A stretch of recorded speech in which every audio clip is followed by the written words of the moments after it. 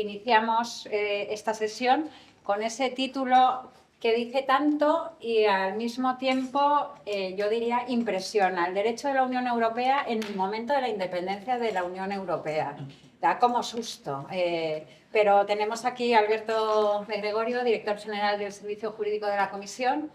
Pues bien, hace un año estaba sentado aquí Daniel Calleja, tu predecesor, y además, justo yo creo que fue finales de mayo, principios de junio, y nos estuvo explicando lo que era la función del Servicio Jurídico de la Comisión Europea, que para los que estáis en Bruselas conocéis de sobra, para los que estamos aquí quizá también, pero para muchos otros no. A mí me llamó mucho la atención el que lo utilizó la denominación del Consejo de Estado francés, le llamaban el gran desconocido. Digo, yo creo que desconocido no tiene nada.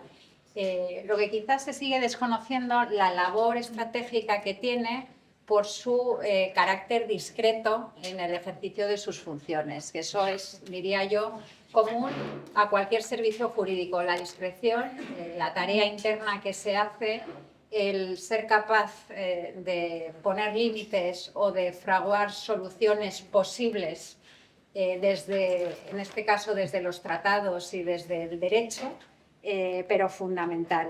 Y nos contó tres cosas del Servicio Jurídico de la Comisión sobre su autoritas, que voy a resumir aquí. La primera dijo, tiene autoritas, primero porque está bajo el mando directo de la presidenta de la Comisión.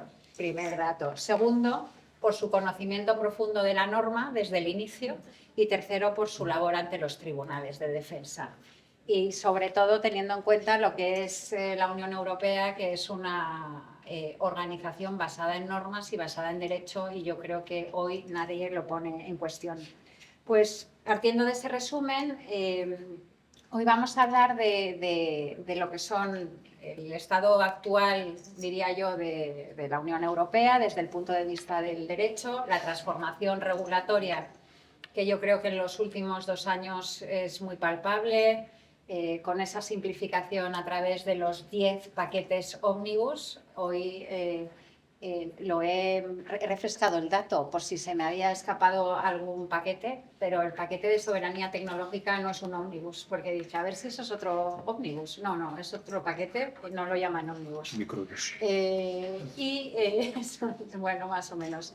Y un poco los temas clave que tenemos a la luz de la realidad geopolítica. Y no quiero terminar esta introducción sin promocionar el segundo libro del Servicio Jurídico de la Comisión, que se titula Explorando las nuevas fronteras del derecho de la Unión Europea.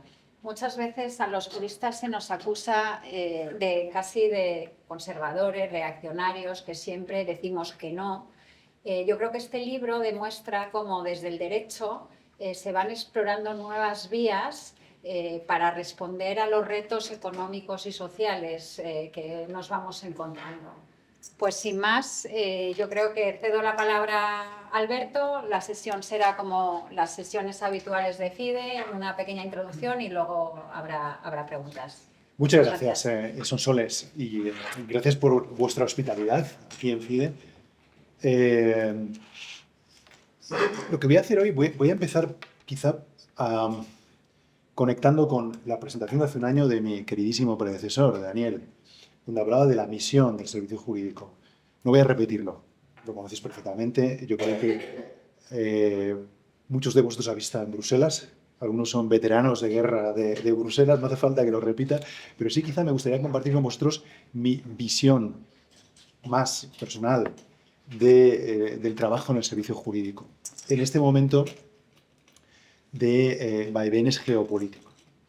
Yo creo que el servicio jurídico, que como bien has dicho, Sonsoles, es un servicio presidencial, tiene en primer lugar una función de engarzar dos polos, que es el polo de la audacia y la creatividad, por una parte, y por otra, el polo de la solidez jurídica.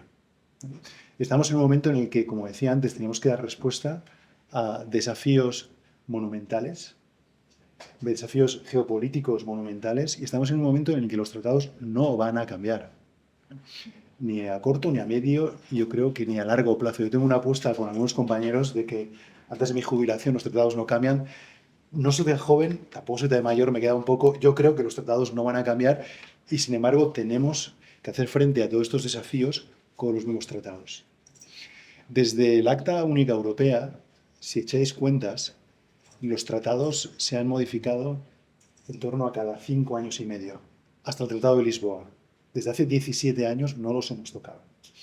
Y desde hace 17 años hemos atravesado una situación de permacrisis, lo que da lugar a que los juristas de la Unión, vosotros, pero también nosotros los que estamos en los servicios jurídicos, tengamos que hacer una lectura muy evolutiva de los tratados, que son una especie de constitución viva de la Unión Europea.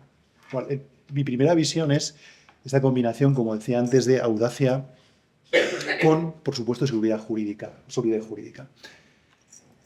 El segundo papel que creo que es importante es: somos un servicio institucional, no somos una magistratura, no somos un consejo de Estado. Nuestros clientes son primordialmente políticos, son los comisarios, es el colegio de comisarios. Es cierto que también cumplimos una función de bisagra de comunicación entre la Comisión y el Tribunal de Justicia, pero nuestra misión primordial, yo diría que es traducir el derecho en política y traducir la política en derecho sin plegar el derecho a la política, por supuesto, y sin hacer funciones de políticos. Esto es muy importante, yo creo que también es nuestra función. Y la última función de mi servicio, el servicio jurídico, yo diría que es una función transaccional. Somos un servicio presidencial, lo que significa que nuestra autoridad directa es la presidenta de la comisión. Todas las direcciones generales de la comisión están sujetas a un comisario. En nuestro caso es la presidenta de la comisión. Sin embargo, nosotros asistimos al colegio de la comisión. Y la comisión sigue siendo fundamentalmente una institución colegiada, a pesar de una cierta deriva presidencialista, de alguna forma yo diría legítima y esperable en los últimos años. La función del servicio jurídico muchas veces es reconciliar. Es una función muy transaccional entre los diferentes puntos de vista que no son solo políticos, muchas veces geográficos o muchas veces de diferentes sectores y diferentes intereses entre los diferentes comisarios. Os decía antes que os hablaba de este papel especial del servicio jurídico en ese momento geopolítico especial. Tenemos que hacer frente a los desafíos actuales. Yo creo que el desafío más importante de hoy en día, y es aquí donde voy a entrar en materia, es el desafío de la independencia de la Unión Europea. Si seguís los discursos, y vuelvo a mi comisaria, la presidenta, si seguís los discursos de la presidenta, hay un hilo rojo que sigue muchos de ellos, que es el mandato de independencia. Ya no habla ella tanto de esa expresión un poco más burocrática o técnica, autonomía estratégica, sino que hemos dado un salto a la noción de independencia, que es un poco la antesala de la noción de soberanía que ella no se atreve a utilizar o que todavía no nos atrevemos a utilizar. Estamos en el momento de la independencia europea. ¿Qué significa independencia? Yo creo que significa dos cosas, una positiva y una otra negativa. La negativa es que no es autarquía, no es un cierre de la Unión Europea respecto del resto del mundo, ni mucho menos. Es la capacidad positiva de decidir de forma autónoma en sectores existenciales para el futuro de la Unión Europea. Yo creo que hay 4 vectores de independencia de los que me gustaría hablar ahora, en los que además está vertebrando sin ninguna duda la acción de la Comisión y la acción de la Unión Europea. Y de nuevo, son vastísimos. Podríamos hacer 1 o 2 o 3 sesiones FIDE sobre cada uno de estos vectores, con lo cual voy a ir a vuela pluma y seguramente que después tendremos la ocasión de profundizar o abordar uno u otro de los vectores en el turno de nuestro diálogo.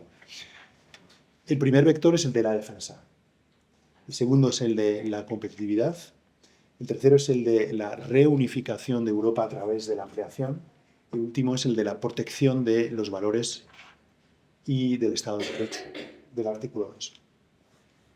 Voy a abordar muy brevemente cada uno de estos pilares. En primer lugar, el pilar de la defensa. No hace falta que os explique la situación actual. Hemos tenido varios avisos que han ido yendo, no diría ni siquiera increciendo, pero que han sido muy claros y que nos han mostrado que la situación de la defensa común europea ahora mismo deja mucho que desear.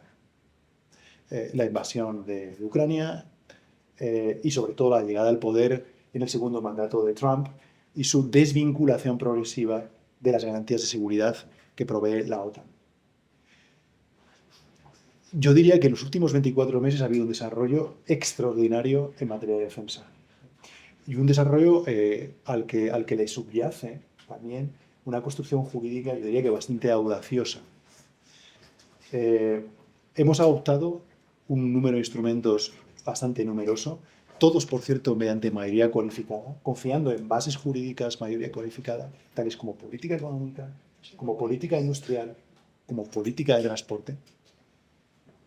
Os voy a poner dos ejemplos. El reglamento SAFE, que puede movilizar 150.000 millones de euros en préstamos para adquisición de armamento fundamentalmente o primordialmente de la industria europea de la defensa. O, por ejemplo, el préstamo a Ucrania de 90.000 millones de euros, cuyo acuerdo fue agónico, como sabéis perfectamente. Hungría levantó su veto hace unas pocas semanas. 90.000 millones de euros para los próximos 2 años que Hungría deberá consumir, gastar prácticamente de forma exclusiva en industria de defensa europea. O la propuesta de transporte militar o de movilidad militar, que se apoye en una base jurídica, de nuevo, mayor y cualificada, transporte, y que permitiría, está todavía discutiéndose en el Consejo, la movilidad de tropas mediante la utilización de infraestructuras civiles en la Unión Europea. O, por ejemplo, la activación de la cláusula económica de escape, que permite a los Estados miembros gastar un 1,5% de su PIB anualmente en materia de defensa. Aquí estamos, como os decía antes, en un avance, yo diría más bien económico, industrial, en materia de defensa. Sin embargo, queda pendiente la asignatura que es, sin ninguna duda, más importante, que es la puesta en común de las capacidades militares comunes, para lo cual es insoslayable e inevitable activar el Tratado de la Unión Europea y, más fundamentalmente, la unanimidad a través de un artículo que conocéis seguramente, el artículo 42 del Tratado de la Unión Europea. Quizá una reflexión de futuro. Yo siempre pienso que los procesos de mutualización económica son una antesala de procesos de federalización y de integración, en este caso militar. Es una visión optimista. Hay un debate ahora muy importante encima de la mesa, que es el de la activación futura del artículo 42.7 del Tratado. El artículo 42.7 del Tratado es la cláusula de solidaridad. Es una especie de artículo 5 de la OTAN que obliga de forma absoluta a todos los Estados miembros a prestar asistencia a un Estado miembro cuyo territorio haya estado sometido a una agresión armada. Hemos tenido dos situaciones recientes donde el artículo 42.7 se ha puesto encima de la mesa. Una ha sido las amenazas de Trump contra Groenlandia y el segundo ha sido los ataques de Irán sobre las bases militares británicas en Chipre, que generó una honda preocupación sobre la posibilidad de que el territorio de Chipre fuese atacado. Esto ha llevado a una reflexión muy interesante sobre si podemos ex ante, previamente, establecer un mecanismo de coordinación de una obligación que no se define en los tratados de asistencia mutua en el futuro, que podría ser de nuevo otra nueva antesala de una integración futura. El comisario Kubilius está empujando de forma bastante decidida al Consejo para que esto se haga realidad. Veremos lo que ocurre en los próximos meses. He hablado muy brevemente de defensa. Paso al segundo de los capítulos que me gustaría mencionar, el segundo vector de independencia, que es el capítulo de competitividad. Todos conocemos dos informes que se publicaron al comienzo de este mandato de la Comisión, a finales del año 2004, el informe Draghi y el informe Letta, que hacen un diagnóstico de la situación económica, industrial, de competitividad de la Unión Europea. Y todos somos perfectamente conscientes de que el diagnóstico, la radiografía que sale de estos informes, es una radiografía más bien negativa. Por dar algunos datos, y no quiero aburrir con estadísticas que agoten, Letta nos dice que las barreras interiores en materia de servicios serían un equivalente al 110% de tarifas internas en la Unión Europea. En el caso de bienes, 45%. El crecimiento de productividad desde el año 2000 ha sido 60% superior en Estados Unidos que en la Unión Europea. Hay fallas evidentes en nuestra competitividad, en nuestra productividad y hay sobre todo un funcionamiento que deja mucho que desear en el mercado interior. Y esto crea dependencias. Si yo ahora hiciese una pregunta, dijese, ¿cuál es el volumen superior de exportaciones? ¿El de la Unión Europea con Estados terceros o el de los 27 entre sí? Yo instintivamente siempre habría dicho el de los 27 entre sí. No, exportamos más a terceros países que el valor del movimiento de bienes, servicios y capitales dentro del territorio de la Unión Europea. Esto es muy revelador y esto crea dependencias, sobre todo con Estados Unidos, por cierto.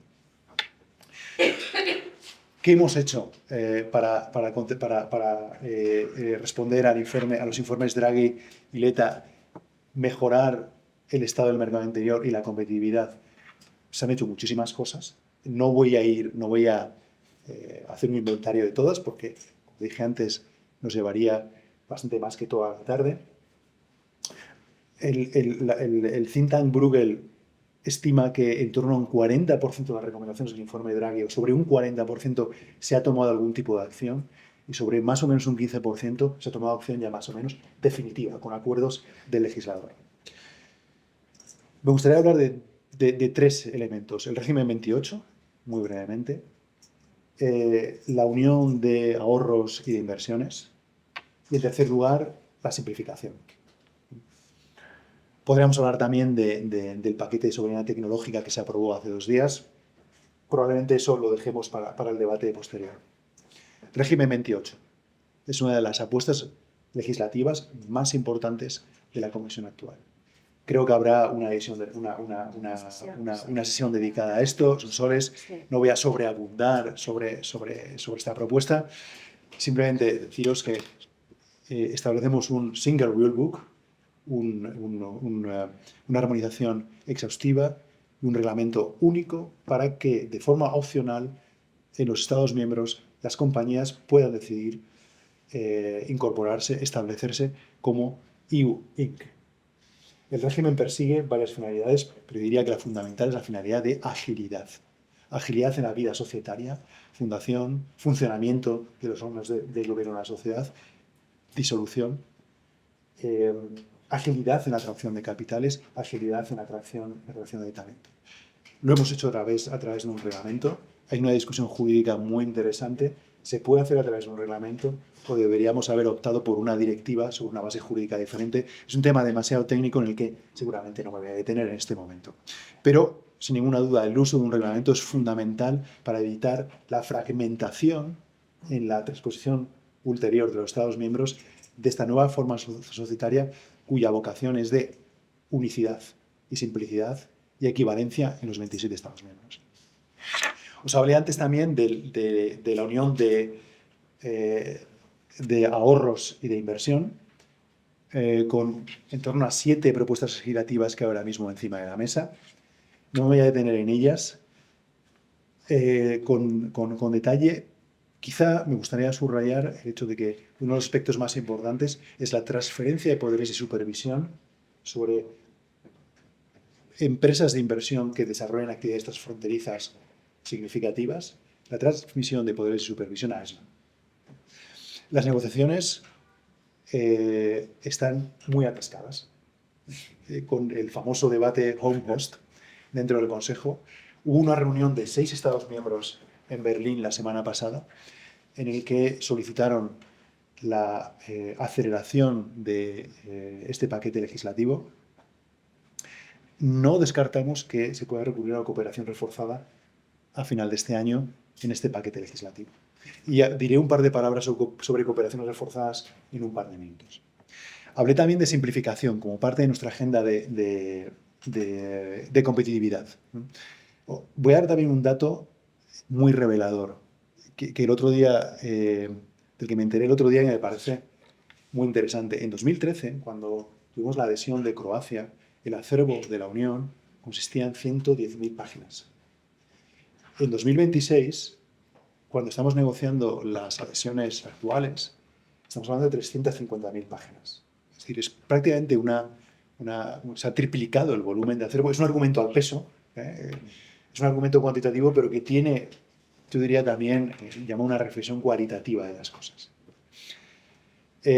Hay ahora mismo un ímpetus de simplificación. Por supuesto, establecer la frontera entre simplificación y desregulación no es fácil, quizá no vaya a entrar en ello, pero es una de las mayores críticas que abordamos. ¿Cómo estamos simplificando? Tú lo has dicho, Sonsoles, yo diría que hay dos líneas de simplificación. Una es la presentación de paquetes ómnibus. Llevamos 10 en diferentes sectores, sostenibilidad financiera, en agricultura, en defensa, en transporte, etcétera, etcétera. La técnica ómnibus significa, la conocéis perfectamente en España, significa la modificación de varios actos legislativos a través de una sola propuesta, lo que está generando ciertos problemas de técnica legislativa en el Consejo. No nos olvidemos, y en el Parlamento, y de método de negociación. Entre otras razones, porque el paquete ómnibus no lo están negociando grupos sectoriales de expertos, sino grupos de generalistas, en este caso Ausantich. Propuestas ómnibus, 10 encima de la mesa. Quizá en los próximos meses veamos 2 o 3 más, pero el furor ómnibus también os puedo decir que va a ser frenado poco a poco. La finalidad es reducir el impacto en los costes de las pequeñas y medianas empresas en un 35% y en general en un 25%. Hay un segundo elemento que me parece interesante desde el punto de vista de simplificación y ejecución del derecho de la Unión, que es una comunicación que adoptamos hace 2 semanas, cuya traducción en español es un acervo de la Unión Europea más sencillo, claro y una mejor aplicación.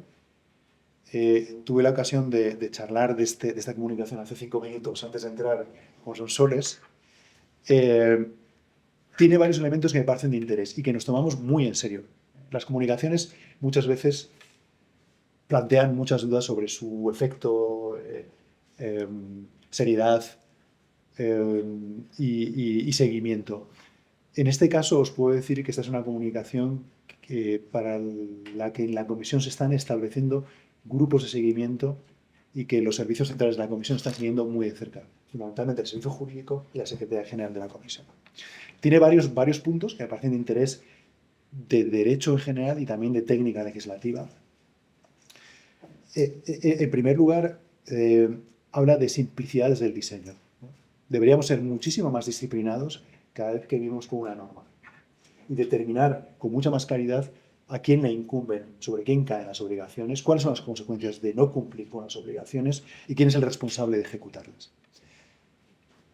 Incorporación mucho más frecuente de cláusulas de poniente, de sunset clauses en las propuestas. Una propuesta debería tener una muerte programada y debería dar lugar a una nueva propuesta en caso de que haya funcionado bien posteriormente.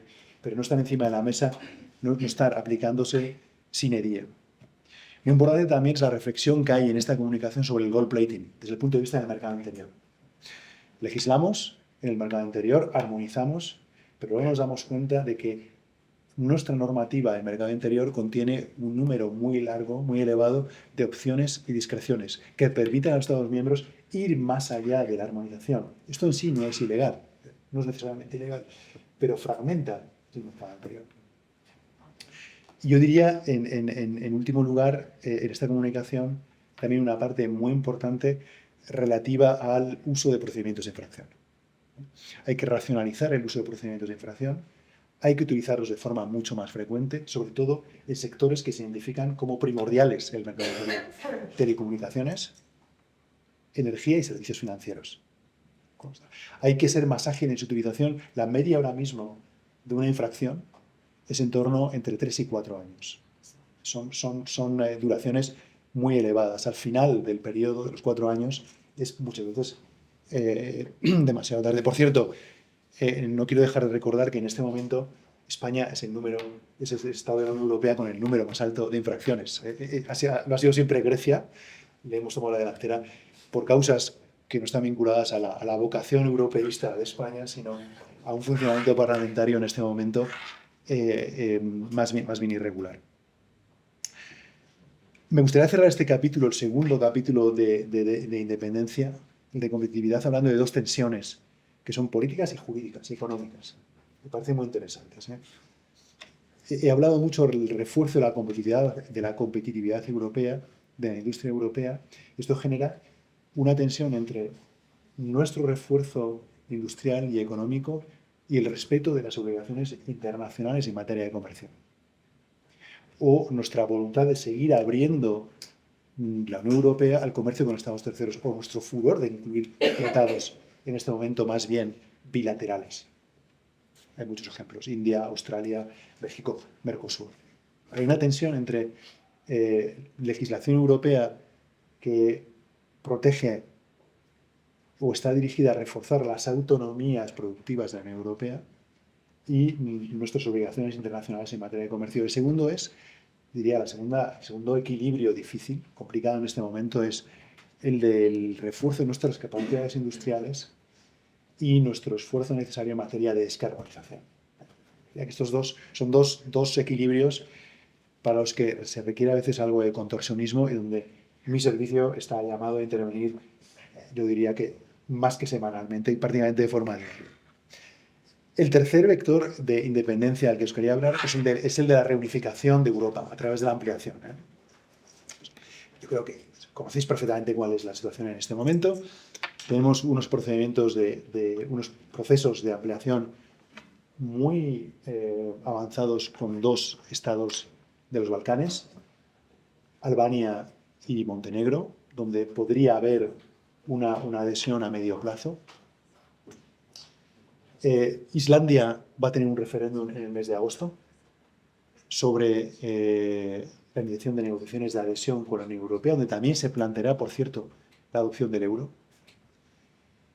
Y queda la cuestión más importante, el elefante en la habitación, como dicen los ingleses, que es el de Ucrania. La adhesión de Ucrania no es únicamente un proceso que está presidido por la incorporación progresiva del acervo de la Unión, sino por las negociaciones de paz que hay ahora mismo encima de la mesa o en el cajón. No sabemos en qué estado estamos ahora mismo. La presidenta lo dijo en Chipre, en la inauguración de la presidencia chipriota, dijo: la adhesión de Ucrania no es únicamente una cuestión de ampliación al uso, es parte integrante de las garantías de seguridad que se establecerían en ese acuerdo de paz. Lo que ha llevado a pensar en algunas ocasiones a una opción en términos vaticanos, ya que viene el Papa entre 2 días, de santo súbito, ¿no? Podemos tener una adhesión express de Ucrania. No es un secreto que un texto del acuerdo de paz, está en la prensa, rusos, americanos y ucranianos habían establecido que la adhesión debería producirse en el año 2027. Es una imposibilidad absoluta. En todo caso, cualquier adhesión con Ucrania deberá ser decidida por los Estados miembros. Pero, ¿cabe una adhesión rápida o cabría modalidades de adhesión diferentes de aquellas al uso? Se habló en su día, y la presidenta lo sugirió en Coreper, de la posibilidad de hacer lo que hemos llamado una adhesión inversa. Primero hay una adhesión formal, una ratificación, artículo 49 de los tratados, y después una incorporación progresiva de varios capítulos o del acervo de la Unión. Merz, la semana pasada, envió una carta al presidente del Consejo Europeo y a la presidenta de la Comisión, en la que hablaba de una idea un tanto parecida. Está en una especie de purgatorio, no están dentro, pero ya tiene una especie de estado, de estatuto de miembro asociado. Tendrían un comisario asociado, participarían en todas las reuniones del Consejo y del Consejo Europeo, tendrían un juez en el Tribunal de Justicia. Va a haber un debate en el Consejo Europeo de este mes, del 18 y 19 de junio, sobre estas modalidades que el canciller Merz ha puesto encima de la mesa. Un tema interesante que debemos seguir con bastante atención. Último punto sobre el tema de la ampliación. Yo creo que cuando hablamos de ampliación hablamos mucho de los méritos de los terceros para incorporarse y de la extensión del acervo, pero hablamos menos de nuestra capacidad de acogimiento, de la capacidad de absorción de la Unión Europea. Tenemos unas estructuras de decisión que son capaces de absorber en torno a 33 Estados miembros. Si durante años hemos tenido noches agónicas con algunos Estados miembros, Hungría fundamentalmente en los últimos meses, pero no únicamente es Hungría, para ponernos de acuerdo en sectores que implican la unanimidad del Consejo, y hay todavía unos cuantos y muy importantes y muy existenciales. La política exterior de seguridad común, la fiscalidad, Jorge, hablábamos de eso hace minutos, el MFF, las perspectivas financieras plurianuales, los propios, etcétera, etcétera. ¿Podemos seguir permitiéndonos el seguir con unanimidad en sectores existenciales? ¿Y cómo podemos hacerlo sin cambiar los tratados? Porque los tratados no van a cambiar, es mi presunción de las cosas. Podemos funcionar con 33 Estados miembros, podemos determinar que un Estado nuevo, que Ucrania ha violado el Estado de Derecho, siendo la determinación del Estado de Derecho por unanimidad. Es una pregunta que pongo encima de la mesa. El cuarto punto, el cuarto veto de independencia, y ya acabo, Sonsoles, si no, temo abusar de la paciencia y del tiempo de los demás. Es el de la defensa de los valores, que es también un vector de independencia que no debemos minusvalorar. Tenemos un artículo en el tratado, que es el artículo 2, que enuncia 12 valores. El presidente Lennars suele decir que son las 12 estrellas de la bandera europea, está bien encontrado. Dos o tres reflexiones sobre el artículo 2, que me parecen importantes en este momento. Primera reflexión, el artículo 2 no es una cláusula ornamental de los tratados, no es una cláusula programática. El artículo 2 es una disposición con un carácter normativo pleno, que establece obligaciones sobre los Estados miembros. Así lo ha establecido el Tribunal de Justicia en sentencias clave. La última, y ahí voy a volver en un par de minutos, la infracción contra Hungría, de la Comisión contra Hungría, por la legislación húngara en materia LGTB. Por lo tanto, es una norma como cualquier otra, que establece obligaciones sobre los Estados miembros. En segundo lugar, es parte, dice el Tribunal, de la identidad constitucional europea. Hay también una identidad constitucional europea. Los Estados miembros no pueden reivindicar su identidad constitucional nacional para no cumplir con los valores del artículo 2. No pueden decir que ellos tienen un Estado de Derecho sui generis para no cumplir con el principio de Estado de Derecho en el artículo 2. Lo mismo pasa con el principio de democracia, cualquier otro valor del artículo 2. Este me parece un elemento muy importante. Y esto ha llevado a esta sentencia que parece muy útil subrayar, es la sentencia LGTBQ de hace 2 semanas, asamblea plenaria, 27 jueces, en las que se estableció que Hungría, a través de una legislación que estigmatizaba a una parte de la población, estaba violando varios valores del artículo 2, el de dignidad humana, el de igualdad, el de discriminación, por poner algunos ejemplos. Es la primera vez que se constata una violación autónoma del artículo 2, lo que ahora abre una cuestión muy interesante, que es, podemos convertir el tribunal en una especie de cámara constitucional de revisión de violaciones de valores del artículo 2 de forma autónoma. El tribunal ha dicho que sí, pero ¿cuáles son los perfiles y los límites para que lo pueda hacer en el futuro? Dejo la pregunta encima de la mesa. Último pincelada sobre la defensa de los valores, que es mencionaros los mecanismos de los que disponemos para la defensa de los valores, cuya activación se ha hecho con mucho vigor en los últimos años. Me gustaría hablar recordar los informes individuales de Estado de Derecho de los Estados miembros, que se empezaron a hacer, yo creo que fue en 2018, 2017, 2018, sobre los que se era muy escéptico, sobre todo en el Consejo, pero creo que han tenido un gran impacto como peer review, como revisión interpares. Yo estoy convencido, seguramente vosotros tenéis una visión mucho mejor que la mía estando en España, que la negociación auspiciada por Bruselas del Consejo General del Poder Judicial, del CGPJ, de hace 2 años, traía a causa, entre otras cosas, en el informe español sobre Estado de Derecho. Tiene un efecto, y lo tiene no solo en España, sino en otros Estados miembros. Por supuesto, los medios jurisdiccionales, he hablado de la infracción, no voy a abundar en ello. Y por último, muy importante, los presupuestarios. El mecanismo de condicionalidad de Estado de Derecho, que son quizá los mecanismos que más mordiente están teniendo y que más están empujando a los Estados a cumplir. Yo tuve ocasión hace un mes de ir con el gabinete de la presidenta, tuvimos una reunión con Peter Magyar, justo cuando ganó las elecciones. La prioridad máxima del gobierno de Hungría en este momento es cumplir con el Estado de Derecho, sanear las fallas institucionales gravísimas que existen en ese país, con la finalidad de recuperar el 17% del PIB húngaro. Estamos hablando de 14.000 millones de euros. Entonces, esto nos demuestra la eficacia de los instrumentos presupuestarios. Sonsoles, me paro aquí, si no creo que estoy hablando demasiado. Muchas gracias por vuestra atención.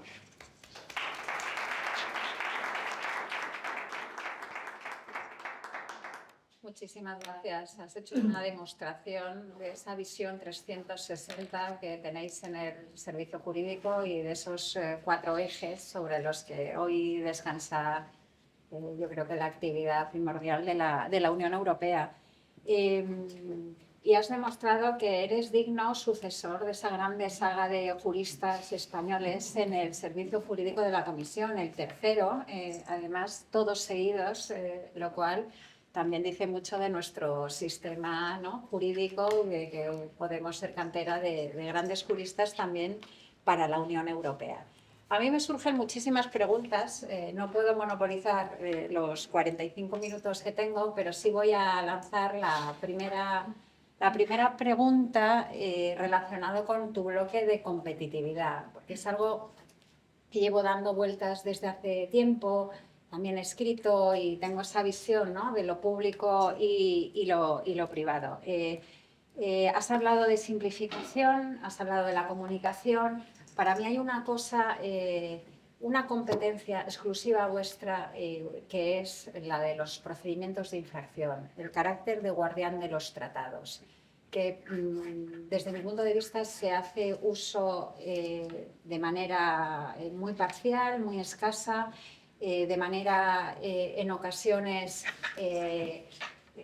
fuera de tiempo, es decir, cuando se resuelven los procedimientos es demasiado tarde. Viendo desde este lado privado, muchas veces te dicen vamos a denunciar y yo les digo ¿para qué?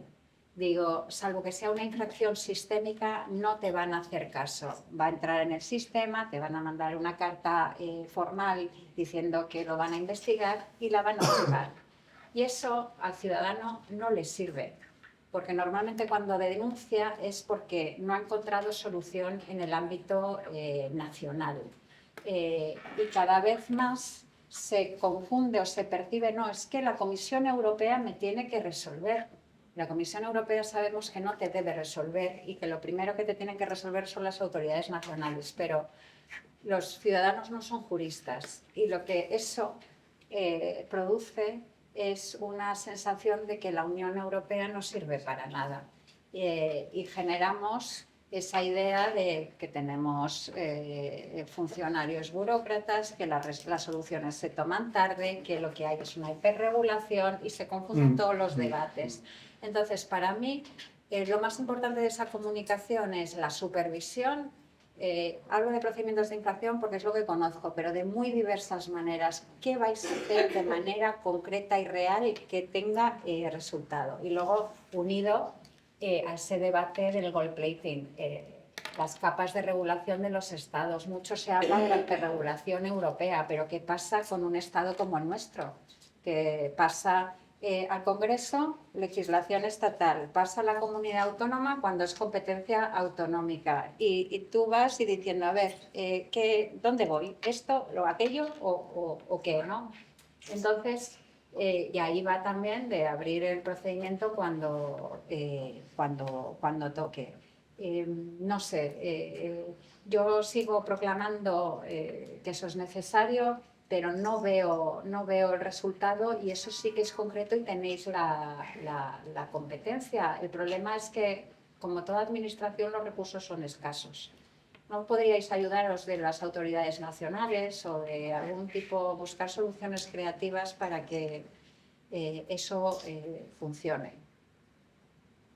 Muchas gracias. ¿Empiezo por tu pregunta, Sonsoles, o Sí, yo empiezo creo por que esto sí, y luego podemos... Muchas gracias por vuestras amables palabras, en primer lugar. Sobre tu pregunta, Sonsoles, sobre la competencia exclusiva de la Comisión, de iniciar infracciones, etc.,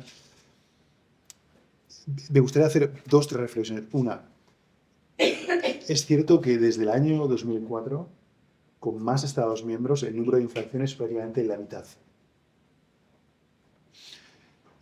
¿Por qué ha ocurrido esto?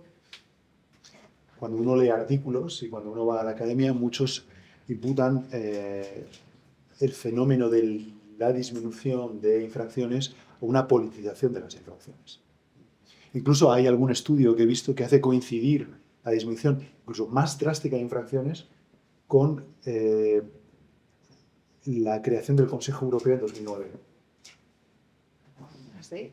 Entonces, cuando la presidenta de la Comisión Europea va al Consejo Europeo, lleva en sus briefings una lista de infracciones siempre, porque muchas veces los primeros ministros abordan a la presidenta con su infracción. Lo que quiero decir es que cuando se confiere a un servicio técnico o un servicio político, como lo está la Comisión, una tarea técnica, no se tecnifica la institución, se politiza la tarea. Ese es un gran riesgo, ¿eh? Y probablemente eso haya sido lo que ha ocurrido en los últimos años. De nuevo, si leemos detenidamente la comunicación de la que hablé antes, hay una intención muy decidida de la Comisión Europea de abordar las infracciones de forma mucho más ágil, acortando los tiempos, y número 2, concentrando en aquellos ámbitos del mercado interior que son un perfecto problema. Pero me gustaría añadir algo más. Debería ser todo infracciones. Eso me parece muy interesante. La resolución de problemas del mercado interior, de obstáculos del mercado interior, deben pasar necesariamente por un procedimiento que al final es, en una primera instancia, un diálogo, pero al final es un procedimiento de oposición. O puede haber medidas alternativas. ¿Podríamos concebir incorporar en la legislación secundaria poderes directos de intervención en la Comisión sin pasar por una infracción cada vez que un Estado miembro viola una directiva, un reglamento? Existe en la Directiva de Servicios, un artículo donde se puede hacer. Existen ciertos precedentes también en las agencias de supervisión financiera, que tienen la capacidad, junto con la Comisión, de determinar que existe una infracción del derecho de la Unión y adoptar decisiones vinculantes. ¿Podríamos generalizar esto? Número 2, ¿podríamos incorporar en la condicionalidad presupuestaria no solo una condicionalidad de Estado de Derecho, sino una condicionalidad de mercado interior? Es una idea que está encima de la mesa. ¿Podríamos, en el nuevo marco financiero plurianual, donde tendremos uno de los pilares será un pilar cuasi contractual donde los Estados miembros someterán un plan de reformas e inversiones, podríamos hacer que uno de los ejes de las reformas sea el cumplimiento con ciertos sectores claves del mercado interior? Por ejemplo. También quiero decir que no todo se agota en la infracción. Cuando tú evocabas la necesidad de creatividad, yo creo que eso nos puede llevar también, nos debería llevar a mecanismos alternativos de resolución de este tipo de violaciones. Con el reglamento de condicionalidad de Estado de Derecho fue una respuesta, que fue una respuesta a la inoperancia del artículo 7. Por ejemplo. Por eso digo, podemos utilizar mecanismos. De hecho, en la comunicación hay una referencia a esto, que introdujo el servicio jurídico, por otra parte. A la utilización de condicionalidad presupuestaria respecto al mercado interior. Porque uno puede asumir perfectamente que los fondos de la Unión pueden sufrir un menoscabo en aquellos países en que hay una violación sistémica del mercado interior. Era también el caso de Hungría, donde había violaciones fundamentales del mercado interior. Tu pregunta sobre el exceso regulatorio, que se vincula a la pregunta de... Sí, yo creo que el diagnóstico es claro, lo han dicho Draghi, lo ha dicho Letta, es el diagnóstico que tenemos en la propia Comisión. Hay probablemente una hiperinflación regulatoria, sin ninguna duda. Cuando en política monetaria, cuanto más papel se imprime, menos vale el papel. Puede pasar lo mismo en política legislativa. Sí me gustaría decir quizá algo, que es, hay una tendencia a decir que toda la hiperinflación legislativa viene de Bruselas. Yo diría que quizá más y mucho más de los Estados miembros. Hay un ranking de calidad legislativa muy interesante que hace la OCDE, donde ha establecido que el mejor legislador en materia de sostenibilidad legislativa y calidad legislativa es la Unión Europea. Bueno, yo creo que es cierto, el número al que me refería antes, esa triplicación del acervo de la Unión, es muy revelador, pero yo diría que la sobrecarga legislativa de la que hablamos no procede solamente de Bruselas. Y estamos en un país donde creo que también somos un ejemplo realmente de carga legislativa a veces sobreabundante. Y luego está el último elemento del que me gustaría hablar, que mencioné antes, que es simplificación o desregulación. Atención también. Yo creo que no podemos tener un furor desregulador absoluto. Pongo un ejemplo que está ahora mismo en debate y creo que tenemos aquí compañeros asistentes que vienen del sector bancario, que es hasta qué punto podemos desregular los requisitos de capitales mínimos bancarios para alinearnos con Estados Unidos. Estamos seguros de que queremos volver a la situación pre-Basilea de 2008 y 2007, que dio lugar a lo que dio lugar. Entonces, yo creo que la frontera entre simplificación y desregulación es una frontera muy tenue, pero que tenemos que cuidar también. Bueno, pues. Muy bien, pues voy a abordar por orden las cuestiones. En primer lugar, las cuestiones sobre la carta de Merz, las opciones más o menos creativas de una adhesión rápida y la compatibilidad con los tratados. Me gustaría empezar por una reflexión básica, y es que tenemos que tener mucho cuidado en estos procesos de ampliación. Muchos de nuestros interlocutores en Bruselas nos dicen una ampliación es derecho primario, con lo cual el tribunal al final no va a tener nada que decir, con lo cual podemos hacer muchísimo en un tratado de adhesión. Yo diría sí y no. No, porque cualquier Estado miembro puede plantear una cuestión prejudicial en la que determine si, por ejemplo, el Bundestag ha sido hurtado de sus competencias soberanas para ratificar un tratado a través de una adhesión descafeinada. Karlsruhe, el Bundesverfassungsgericht, nos puede plantear esa cuestión. Por lo cual, uno de los mensajes que estamos transmitiendo en Bruselas es "the sky is not the limit" cuando hablamos de procedimientos de adhesión. Segundo límite, no podemos utilizar un tratado de adhesión para modificar los tratados, salvo para adaptaciones necesarias y limitadas a la propia integración de un Estado en la Unión Europea. Es el segundo límite. Vinculado al segundo límite, voy al tercero, que son las propuestas institucionales de Merz, que es tener una especie de un pie dentro, un pie fuera, con una participación institucional a medio camino entre la membresía absoluta y el ser un Estado asociado exterior. Hay que tener mucho cuidado con esto, yo creo. En primer lugar, está claro que cuando se trata de la comisión no puede haber un comisario que se siente en el colegio de comisarios que no sea de un Estado miembro de la Unión Europea. Esto está excluido de los tratados. En segundo lugar, no puede haber un juez en el Tribunal de Justicia que los alemanes están llamando juez asistente, creo que lo estaban llamando. Esto plantea hasta problemas, yo diría, que de tutela judicial efectiva, de derecho a un juez predeterminado por la ley. Si hay un juez que no está predeterminado por los tratados, sino por un acuerdo político más o menos conveniente, yo creo que puede plantear problemas de tutela judicial efectiva. Y cuando se trata del Consejo y del Consejo Europeo, estamos hablando también de la autonomía, del principio de autonomía decisional de esas instituciones. No se puede sentar ni siquiera a título observador fácilmente un Estado que no es Estado miembro de las reuniones de esa institución. Puede ser invitado ad hoc específicamente.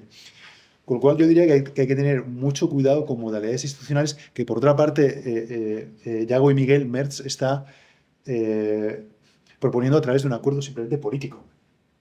Yo creo que nada de esto se podría hacer políticamente, pero incluso ni siquiera con un tratado de derecho internacional público con Ucrania, sin desvirtuar el propio ethos institucional de Comisión, Tribunal de Justicia, Consejo y Parlamento. Y estamos prestando mucha atención, sin ninguna duda, a ello. Las cuestiones sobre complejidad, me remito a lo que he dicho antes, no voy a añadir más.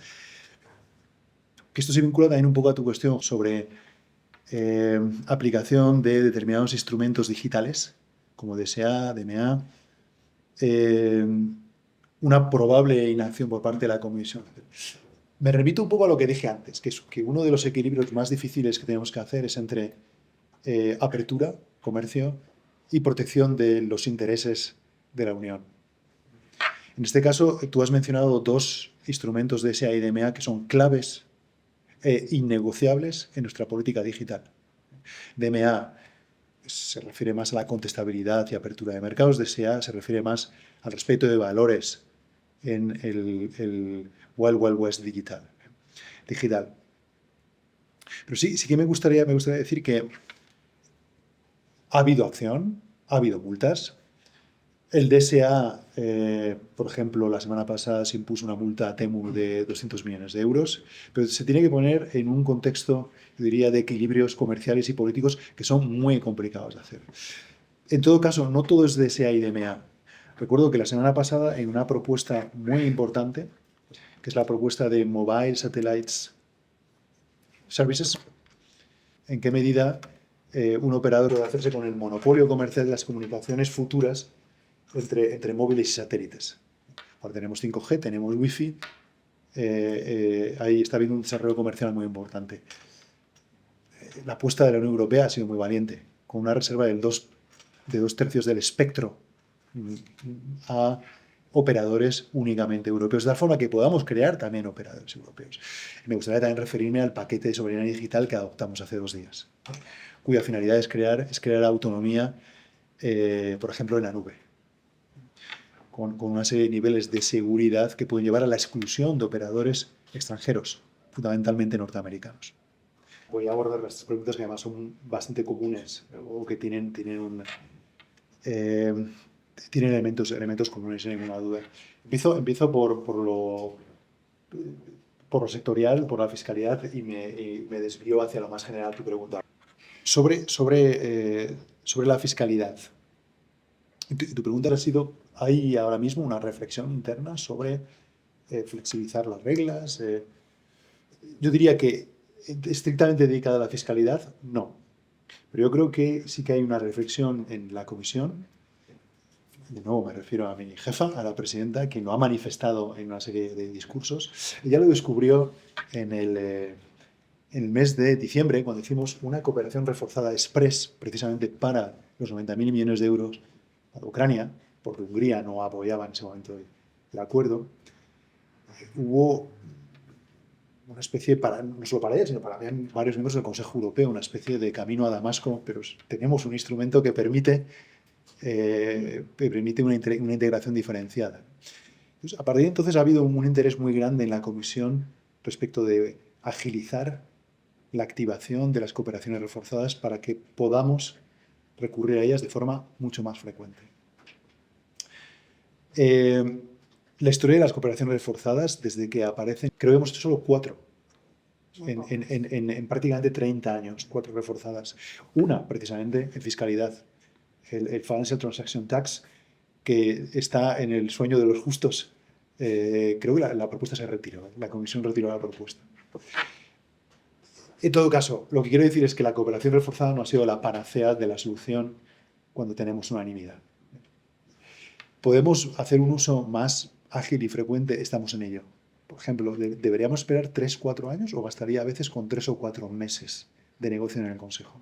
¿Podría la Comisión contextualizar una propuesta en una perspectiva de urgencia o necesidad?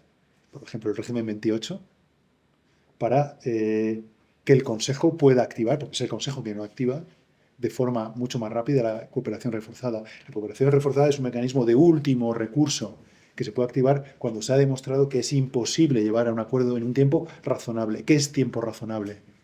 3 años o 3 meses. En algunas circunstancias podrían ser 3 meses. ¿Puede la Comisión ayudar estableciendo un marco de urgencia y necesidad? En eso estamos.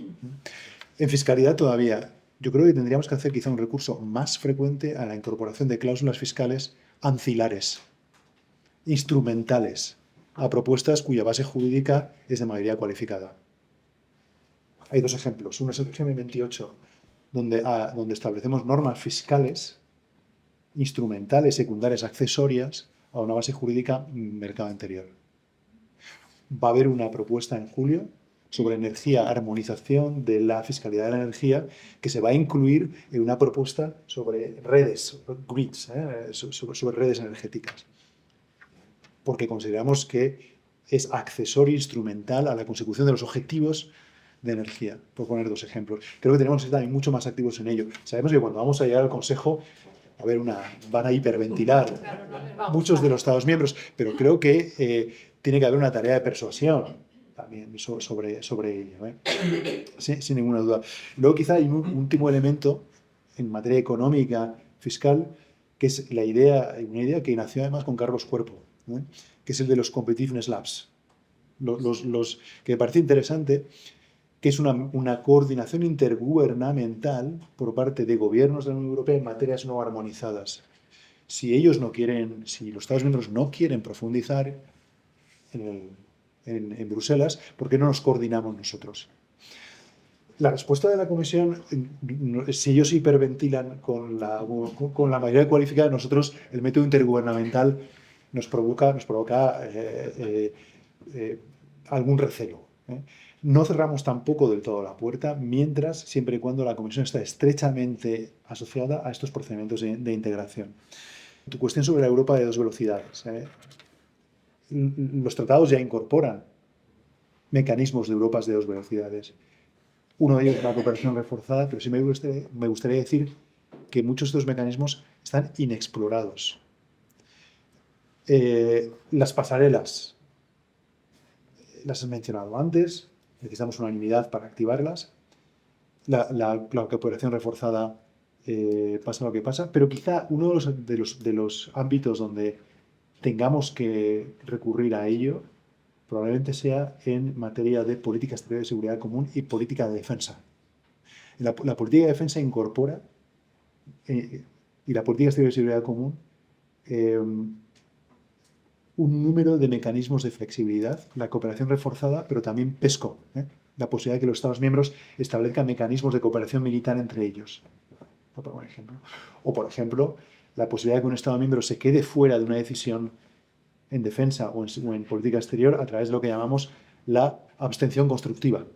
Me abstengo, no impido que adaptes una norma, pero no participo en ella y ni siquiera la financio. Entonces, yo creo que la Europa de las 2 velocidades es algo que, sobre todo en una Unión Europea con más de 30 Estados miembros, tiene que estar encima de la mesa. Y yo creo que uno de los ámbitos en los que hay más mecanismos para explorarlo y al que tendremos que recurrir muy probablemente es en el ámbito de defensa y de política exterior común. Sí, yo creo que va a ser necesario buscar esos mecanismos nuevos.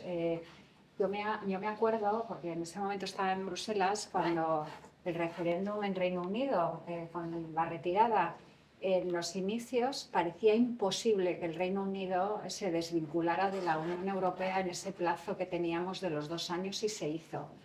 Lo mismo con Ucrania. Yo creo que hay mecanismos, hay vías. El que no se haya hecho antes no significa que no se pueda hacer. Otra cosa es que se haya que hacer de la manera más respetuosa con los tratados, de una manera pragmática y sin cargarnos la gobernanza de la Unión, que está en estado comatoso en algunos de los temas, ¿no? Pero yo creo que el encerrarse es que no se puede hacer o es que no se ha hecho. Creo que en el mundo en el que estamos no puede ser esa la visión, tiene que ser más posibilista. Yo creo que una de las cosas que nos ocurre a los que pasamos por Bruselas es que nos volvemos posibilistas, precisamente por la necesidad de buscar soluciones a un mundo complejo, con 27 Estados miembros con tradiciones jurídicas, culturales completamente distintas y te obliga a ser más creativo. Yo quería introducir, porque no se ha hablado y devolveré la palabra a la sala, el tema de valores. Tú has hablado de la última sentencia del artículo 2, pero yo me acuerdo también de la sentencia de los visados de Malta, en el que en una competencia exclusiva, que como es la nacionalidad, el Tribunal de Justicia pone límites. Y yo te quería preguntar,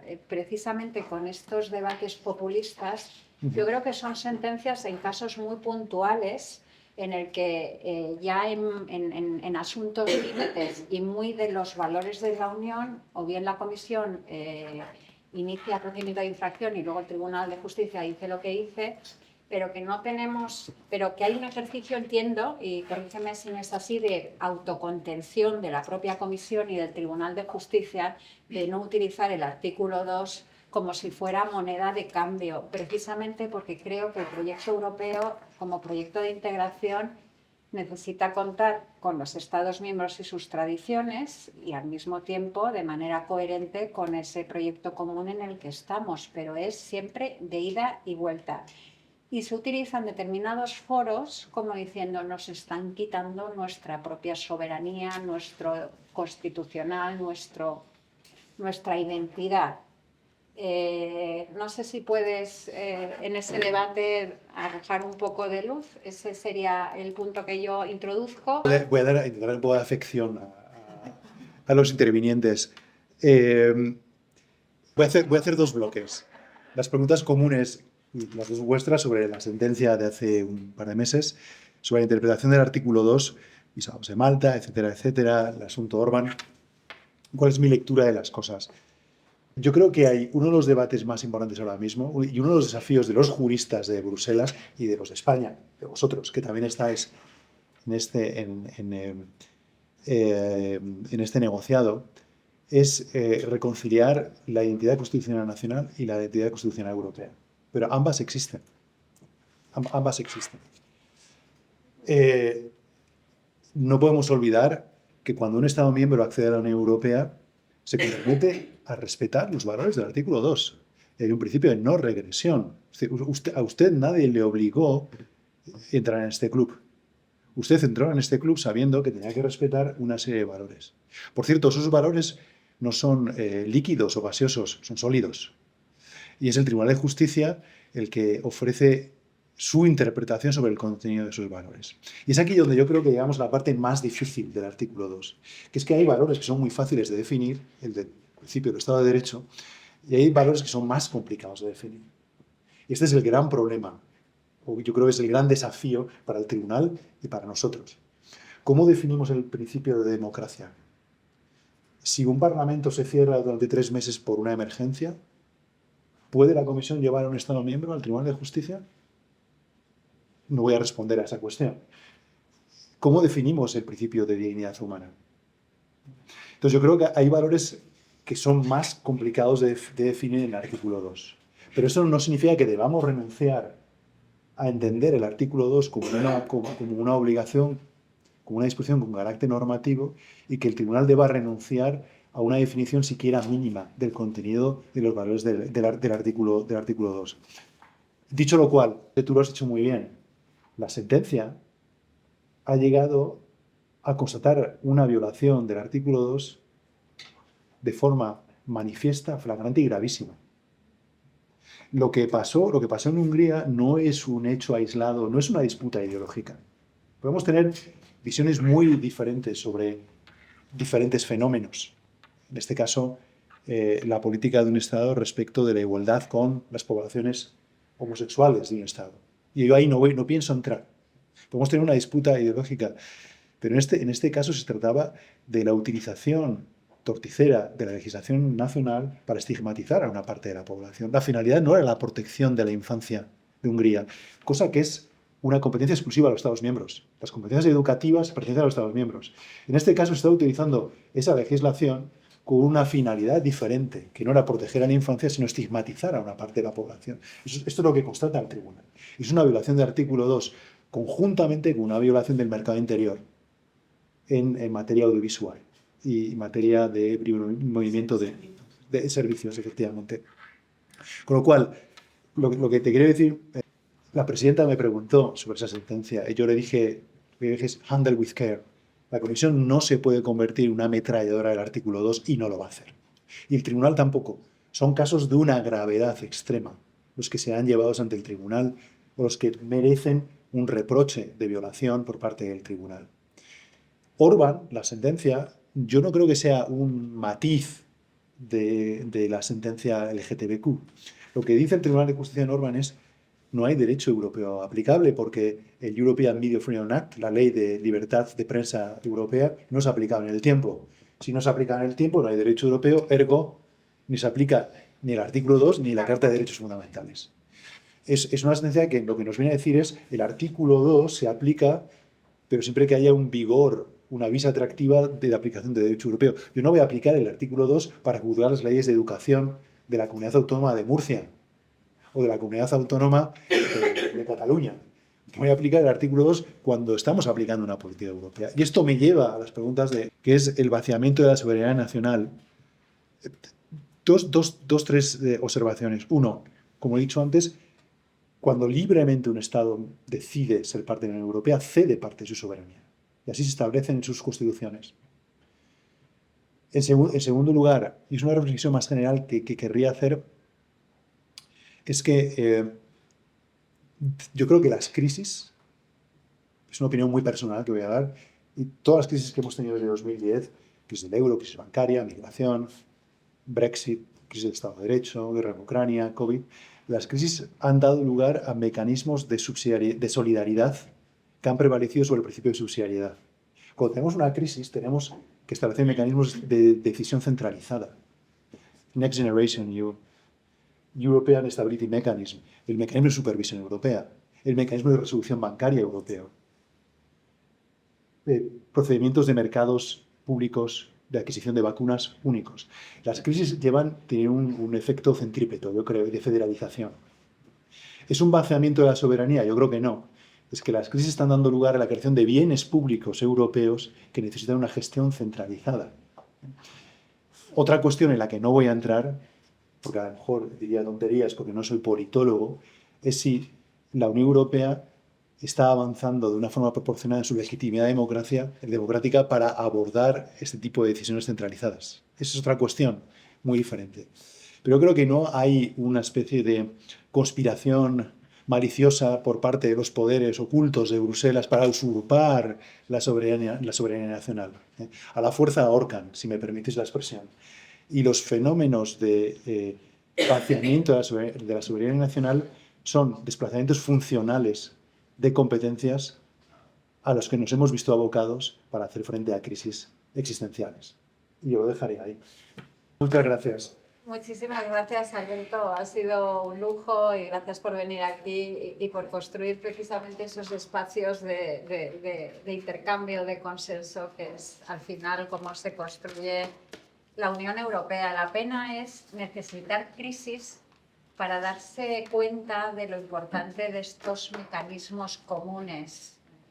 Entonces, bueno, yo creo que eso es cuestión también de tiempo y de hacer las cosas bien y de contar también con los Estados miembros cuando sea necesario. Muchísimas gracias. Gracias a vosotros por vuestra Bruselas, y